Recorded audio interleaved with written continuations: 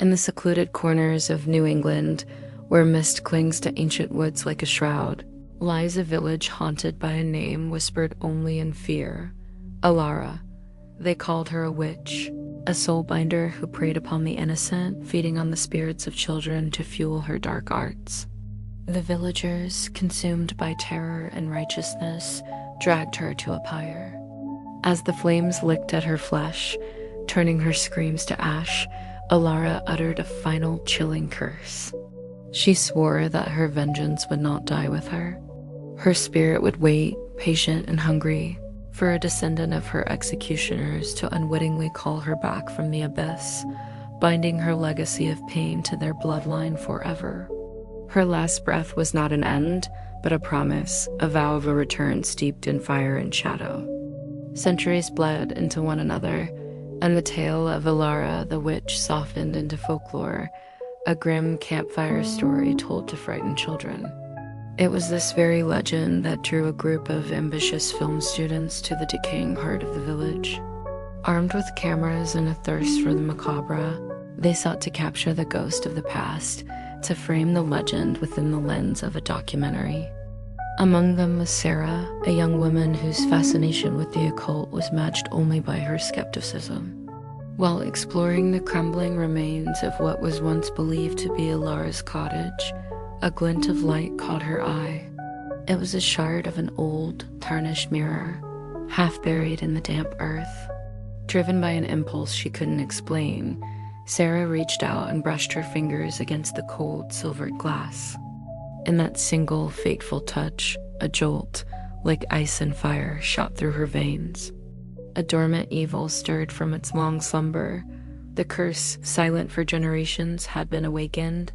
The forest, once a backdrop for their student film, transformed into a theater of dread. The air grew heavy, thick with an unseen presence that watched from the impenetrable darkness between the trees. An eerie, disembodied laughter began to drift on the wind, a sound that was both childlike and ancient, mocking their intrusion. It would start as a faint, distant giggle, then swell into a chorus of phantom mirth that seemed to echo from every direction at once, leaving the students paralyzed with a primal fear. Shadows, once benign, began to move with unnatural speed and purpose. They darted at the edges of their vision, fleeting figures that twisted into grotesque shapes for a split second before vanishing, playing tricks on their minds until they could no longer trust their own eyes. The world they knew was unraveling, replaced by a waking nightmare orchestrated by a vengeful spirit. The terror soon seeped from the oppressive wilderness into the small inn where they stayed. The haunting became tangible, an invasive force determined to make its presence known. One morning, a scream tore through the quiet hallway. On the peeling wallpaper of a corridor, a perfect scorched handprint had appeared overnight, burned deep into the plaster as if a hand had been pressed there while glowing with intense heat. The mark was a brand, a clear and terrifying sign that the entity haunting them had crossed the threshold. Panic began to set in, fraying the bonds of the group. Accusations flew, fueled by sleepless nights and mounting dread. Each creak of the floorboards, each flicker of the lights, was no longer a fault of the old building, but a deliberate act of malice. They were trapped, not just in the remote village, but in Elara's relentless, suffocating grip. The ghost story they had come to document was no longer a story, it was their reality. As the supernatural phenomena intensified, it became terrifyingly clear that Sarah was the focal point of the haunting. The witch's spirit, tethered to her by the touch of the mirror, had found its vessel. Elara began a slow, insidious invasion of Sarah's soul, a parasitic possession that started subtly. Sarah would drift into waking trances, her eyes staring blankly at nothing, her lips sometimes moving to form silent, unfamiliar words. She spoke of memories that weren't hers, of a life lived in a bygone era, of a burning hatred for names she had never heard. Her own reflection became a source of torment. In mirrors and dark windows, she would see not her own face, but a fleeting glimpse of another, a woman with eyes like embers and a cruel, triumphant smile. Her friends watched in horror as the woman they knew began to fade, her personality eroding under the weight of a malevolent intelligence that was slowly, methodically taking over her body, preparing to live again through her. The group, desperate and terrified, delved into the village's forgotten archives, searching for a way to break the curse. They found fragmented texts, old diaries filled with panicked scrawls, all pointing to a horrifying truth. Elara's curse could only be severed by fire, the very element that had claimed her life. The spirit, bound to its host, must be purged by the same cleansing flame.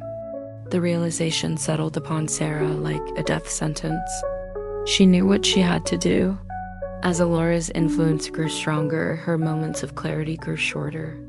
In one last, desperate act of will, fighting for control of her own limbs, Sarah slipped away from her friends.